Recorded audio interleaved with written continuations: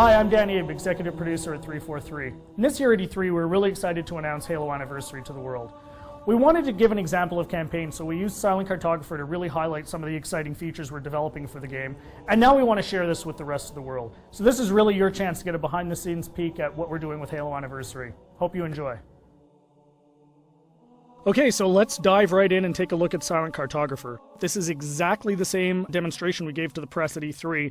In fact, this is exactly the same build. So the exciting thing is that this build has come a really long way since we showed this at E3. It's kind of funny for me to look at it now and say, hey, the game looks much better now.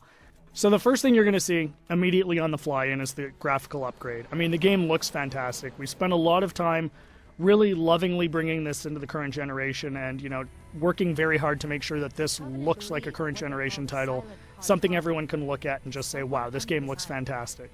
But the big test is really, how does it feel? So let's take a look. So we're going to charge the beach here. First thing you're going to get a taste of when you pick up this game and start playing is that this plays exactly like the original.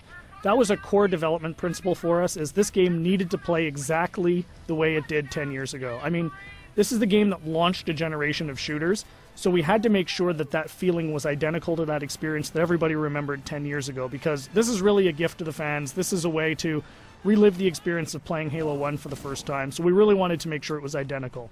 And the way we did that was actually a fun technical trick. We're actually running portions of two engines at the same time. So the underlying code, the code controlling how the game feels, how the AI reacts, all of that stuff, is a lot of it's the original Halo 1 code, and that was really the best way for us to ensure that the game played exactly the same as it did 10 years ago.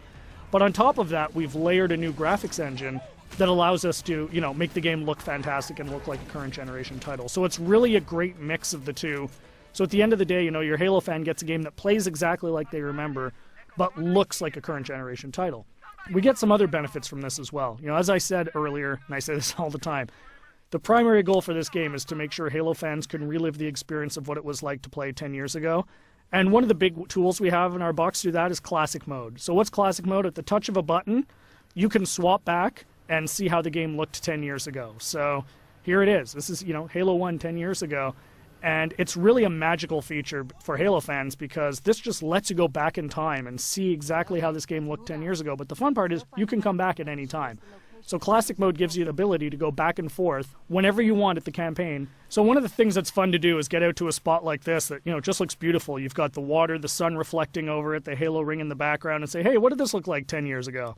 Touch a button, and there it is, right? I mean, it's really, really, really a lot of fun to go back and forth between the two modes. And this is something I personally get the most excited about. And I think, the fans are really going to love it too. This was definitely a big win at E3. As you can see, the other benefits you get from the new version is you've got the splash effects, the dust effects as you get back onto the beach. The game just looks great. The other thing that's fantastic is, for the first time, we're going to have co-op over live for the campaign. So you can hop onto the Warthog with a buddy and just plow through this game and, start mowing down grunts and elites and, just team up with a friend. Get on, go, hook up on live and play through the campaign together. And, we think people are really going to love that too. I often say, what would Halo 1 be without the Magnum? And, of course, the Magnum's back. Everyone remembers that fantastically overpowered pistol that just enabled you to walk through and just mow through hordes of enemies. Tremendous amount of fun. So, we're excited to bring that back as well. Again, you can see the game plays exactly the same as it did. Cannot highlight that enough. That was really, really important for us to make sure that this game played the same as it did, because this is really an iconic game. This is the game that convinced a lot of people, myself included, that you could actually have a fun first-person shooter experience on the console. I mean, I was a hardcore PC shooter guy, who said you're never going to make a game on the console that is going to, make me want to play. And this is the game that changed my, my impression of it. And it's the same for millions of Halo fans. And those fans, that's who this game is for. This game is really a labor of love for us here at 343, and we're really excited to be able to present it to you. So there's your sneak peek of Silent Cartographer. Really just the tip of the iceberg. We've got a lot more features we're going to announce as we get closer to launch. Come to Halo Fest at the end of August and see the whole game in action. See you then.